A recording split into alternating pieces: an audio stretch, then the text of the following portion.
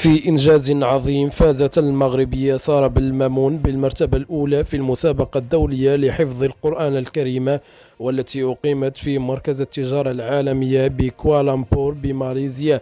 إشراقة قرآنية تضيء سماء المغرب وتترك أثرا كبيرا في ماليزيا. ففي كوالالمبور المغربية سارة بالمامون ترفع راية المغرب عاليا وتحقق انتصارا يشرف الأمة والمرأة المغربية، بعدما فازت بالمرتبة الأولى في الجائزة الدولية لتلاوة القرآن الكريم.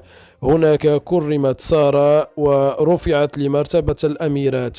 هنيئا لك، أنت مفخرة لنا. إنجاز المغربية سارة بالمامون ليس فقط فخرا لها بل للأمة المغربية بأسرها، فقد تمكنت سارة من رفع راية المغرب الشريف عاليا في أرض ماليزيا، حيث أظهرت تميزا استثنائيا في مجال تجويد وحفظ القرآن الكريم.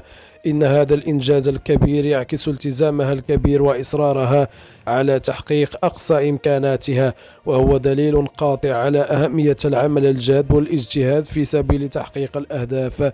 استحقت سارة بالمامون هذا التكريم العظيم بجدارة واستحقاق، فقد تم تكريمها وتقديرها من قبل الجهات المعنية، وتم رفعها إلى مرتبة الأميرات التي تعكس قيمتها وأهميتها في المجتمع. إن هذا التكريم هو تقدير لجهودنا أو جهودها الدؤوبة وتفانيها في خدمة كتاب الله ونشر الخير والقيم.